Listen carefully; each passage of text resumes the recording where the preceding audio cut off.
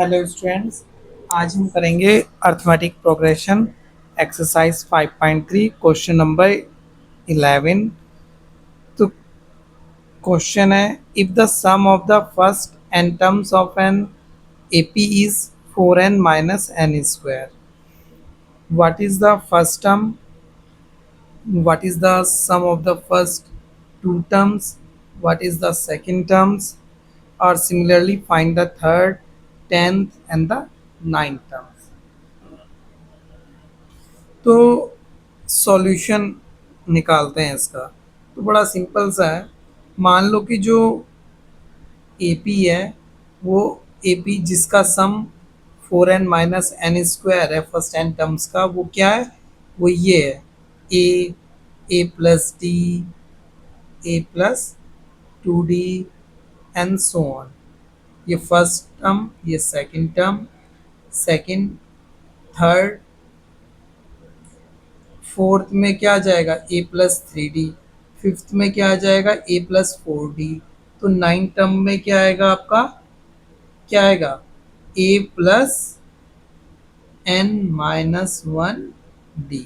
ये ninth term आ जाएगी इसकी। ठीक है। अब अब इसने कहा है कि अब हमें निकालना है पहले what is the first term. ठीक है। What is the sum of the first term, S1 निकालनी है हमें। सो ए निकालना है। तो हमें एस एन क्या दे रखा है हमारे पास? एस एन है 4n - n²। अब आप यहाँ पे क्या करो, S1 निकालना है तो n बराबर यहाँ रख दो आप इक्वल टू 1। तो S1 इज इक्वल आ जाएगा आपका 4 × 1 - 1 का square, that is 4 - 1 is equal to 3। ठीक है। तो ये जो S1 है ये क्या है? फर्स्ट फर्स्ट टर्म का सम, यानी यानी कि फर्स्ट टर्म की वैल्यू होगी है, सिंपल सी। S1 क्या है? इज इक्वल टू ए के इक्वल आ गई है। ठीक है। ये आ गई है ए की वैल्यू। तो पहला आंसर आपका आ गया है S1। अब ये पूछ रहा है what is the sum of the first two terms. First two terms का सम क्या है? S2। S2 होगा। तो n बराबर क्या रखा मैंने? n बराबर 2 रखा इस इक्वेशन में। तो 4 × 2 - 2 का स्क्वायर, दैट इज 8 - 4। यह आ गया 4। तो फर्स्ट टू टर्म्स का सम कितना आ गया? 4। ये सेकंड आंसर है। अब पूछ रहा है what is the second term. Second term क्या है? उसकी वैल्यू पूछ रहा है, यानी कि और यहाँ पे सेकंड टर्म क्या है? A plus D. तो अगर मुझे सेकंड टर्म की वैल्यू निकालनी है तो मुझे क्या निकालना है? कॉमन डिफरेंस आना चाहिए। अब यहाँ से देखते हैं ये क्या है। S2 का मतलब क्या होगा? फर्स्ट टू टर्म्स का सम, यानी कि फर्स्ट टू टर्म्स का सम। फर्स्ट टू टर्म्स कौन कौन सी होगी? एक तो ए होगी है और दूसरी कौन सी होगी है? ए प्लस डी होगी है। तो दैट इज इक्वल टू 4 हो गया आपका। अब हम इसे सॉल्व करेंगे। 4, तो ये हो गया आपका a plus d, that is equal to 2a + d। A बराबर आपने पहले ही निकाल रखा है 3, तो ए बराबर 3 यहाँ पे रख दूं मैं। सो यू विल गेट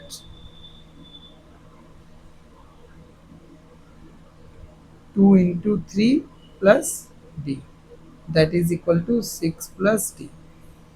अब अब मैं क्या करूँगा, 6 को इस साइड लेफ्ट साइड में ले जाऊँ तो ये क्या हो जाएगा? माइनस का हो जाएगा। तो 4 - 6 इज इक्वल टू डी। इसलिए d इज इक्वल टू क्या आ गया आपका? -2। तो ये आपकी वैल्यू निकल आई है। अब सेकंड टर्म की वैल्यू निकालनी है। सेकंड टर्म क्या आपकी? a प्लस डी, इसलिए t2, यानी कि सेकंड टर्म क्या आपकी? t2, that is equal to a plus D. अब हमें a भी पता है और d की वैल्यू भी पता है, ये दोनों रख दो यहाँ पे। a बराबर क्या है? 3 और d बराबर है आपका क्या है?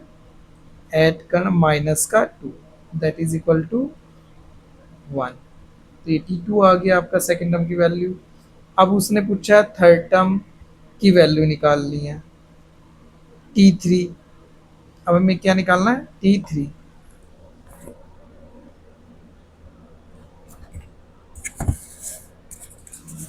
अब हमें निकालना है T3। तो T3 क्या हो गया, तो T3 जो है हमारी है क्या है, A+2D। ए बराबर क्या है, ए बराबर हमारा है 3, और डी इज इक्वल टू क्या आपका, -2। ये दोनों यहाँ पे रख दूँ तो थर्ड टर्म की वैल्यू भी निकल जाएगी। इसलिए T3 इज इक्वल टू आके आपका आएगा 3+2 × that is equal to 3 - 4 that is equal to -1। तो ये आ गया थर्ड टर्म की वैल्यू। अब हमें निकालना है टेंथ टर्म की वैल्यू कितनी है, what is the value of tenth term. तो आपको पता चल गया कि अगर जो सेकंड टर्म थी वो क्या थी हमारी, A+D। थर्ड टर्म आ गया A+2D। फोर्थ आएगी A+3D। तो टेंथ क्या होगी, A+9D। तो टेंथ टर्म आ गया आपका A+9D। सो ए क्या है आपका 3, 9 इंटू माइनस का, सो ये आ गया आपका 3 - 18 दैट इज इक्वल टू -15। सो ये हो गया टेंथ टर्म की वैल्यू। अब निकालनी है हमें नाइन्थ टर्म की वैल्यू। तो टेंथ टर्म के लिए क्या आ गया था यहाँ, 9 आ गया था, यानी कि एक कम, 10 से एक कम। तो नाइन्थ टर्म क्या आएगा, Tn क्या आ जाएगा आपका, A+ एक कम n से, n-1 इंटू डी। अब ए और डी की वैल्यू यहाँ पे रख दो। ए बराबर 3 प्लस n-1, और डी है आपका -2। इसलिए Tn आ गया आपका 3, मल्टीप्लाई करो -2n +2, that is equal to 5 - 2। तो ये आ गया आपका नाइन टर्म की value. So these are the answer of this question. So thank you for watching the video. Please like and subscribe also this channel. Thank you.